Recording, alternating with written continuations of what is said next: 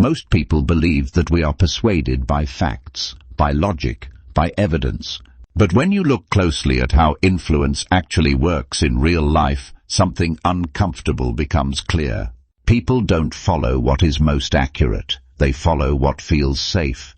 And safety to the human nervous system is often communicated not through truth, but through confidence. In this video, we're going to explore why confidence is trusted more than accuracy, why certainty feels calming even when it's wrong, and why influence has far less to do with intelligence than we like to believe. This is not about manipulation. It's about understanding the hidden rules your nervous system has always been playing by. Confidence is not a personality trait. It's a signal.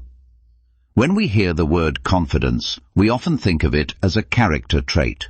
Something you either have or don't have, something tied to self-esteem or experience. But biologically, confidence is not an internal feeling. It is an external signal. Confidence tells other nervous systems something very specific. This person is not overwhelmed. This person is not scanning for danger. This person appears regulated. And to a social nervous system, regulation equals safety. Long before humans had language, logic, or debate, we had one essential task: to quickly assess who was safe to follow. Not who was correct, who was calm, because calm meant survival. The brain does not ask, "Is this true?" It asks something much simpler. Is this stable? When your brain encounters uncertainty, it doesn't first analyze facts. It first checks for threat, and uncertainty is interpreted as threat. This is why hesitation, doubt, over-explaining, and self-correction, while intellectually honest, often reduce trust instead of increasing it. Not because people dislike truth, but because the nervous system experiences ambiguity as danger. Confidence, even when wrong, reduces ambiguity. And reduction of ambiguity feels like relief. Why certainty feels calming, even when it's false. Think about the last time you felt anxious. What were you craving in that moment?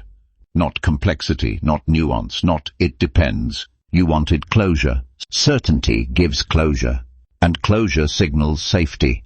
This is why simple answers outperform accurate ones. Why strong opinions spread faster than careful reasoning. Why people feel drawn to leaders who sound sure, even when their claims collapse under scrutiny. The nervous system does not reward correctness. It rewards resolution. Confidence as a social shortcut. Socially, confidence functions as a shortcut. Instead of evaluating information ourselves, which costs energy, we outsource certainty to others. This is not laziness, it's efficiency. Your brain evolved in environments where fast decisions mattered more than correct ones.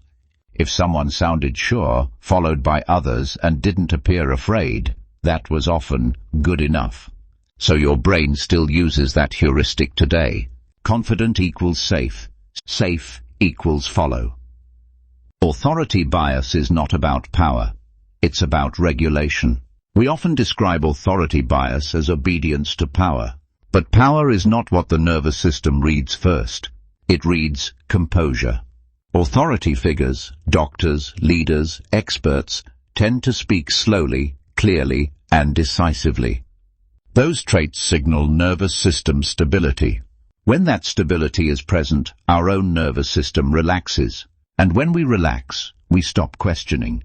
Not because we are stupid, but because safety has already been established. Why truth often sounds unconvincing. Truth is usually complex. It includes uncertainty. It includes probability. It includes limits. But complexity sounds unstable. Someone who says, "I'm not fully sure, but the evidence suggests," may be accurate, but they don't calm the nervous system. Someone who says, "This is how it is," creates relief, even if they're wrong. The nervous system doesn't reward honesty. It rewards perceived control. Confidence reduces cognitive load. There's another reason confidence wins. Thinking is expensive. When someone speaks with certainty, they reduce the amount of mental effort required to decide. Your brain can rest. That rest feels good. So the brain associates confidence with comfort, and comfort with trust. This is why confident misinformation spreads faster than nuanced truth. Not because people want to be misled, but because their nervous systems want rest. Why overconfidence is so persuasive. Overconfidence is often mistaken for arrogance, but biologically it sends a powerful message. I am not afraid of being wrong. That lack of visible fear reads as safety. Even when the content is flawed, the signal is strong. This is why people with less knowledge often appear more convincing than experts. Experts carry uncertainty. Uncertainty reads as instability. The nervous system does not reward accuracy. This is the uncomfortable truth. You can be right and still be ignored. You can be wrong and still be followed. Because influence is not awarded to correctness, it's awarded to regulation. When someone feels grounded, others feel grounded around them. That feeling matters more than facts. Why this is not a moral failure. It's important to say this clearly. This is not a flaw in human intelligence. It's an adaptation. In uncertain environments, following calm signals increased survival.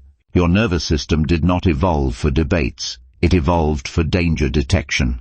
So when people trust confidence over truth, they're not choosing ignorance. They're choosing safety. Why just be more logical doesn't work. Many people try to fight this by doubling down on logic, by adding more data, more proof, more explanation.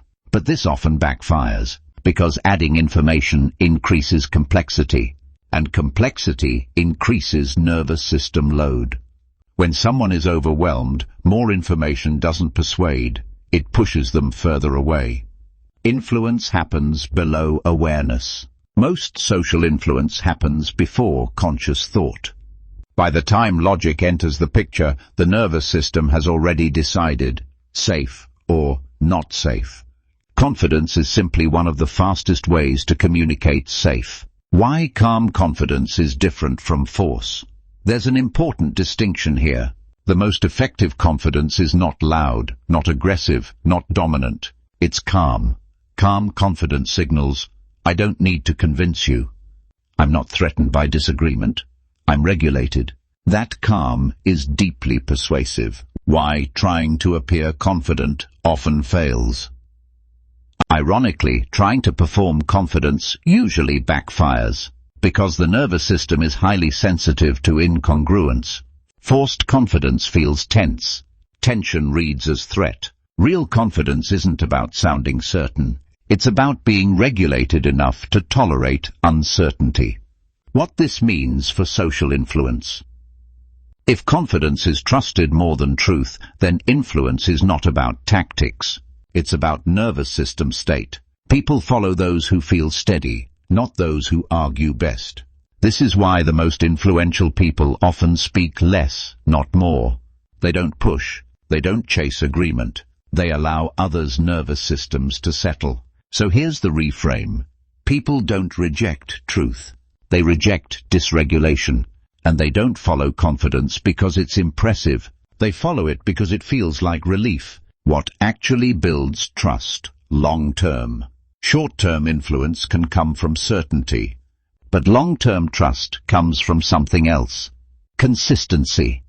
When someone remains calm even when wrong, when they adjust without defensiveness, when they stay regulated under pressure, that's when confidence stops being a performance and becomes trust.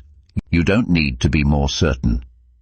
This matters for you personally. You don't need to eliminate doubt. You don't need perfect answers. You need nervous system safety. When you are regulated, your presence carries weight, even when your words are simple. Final thought.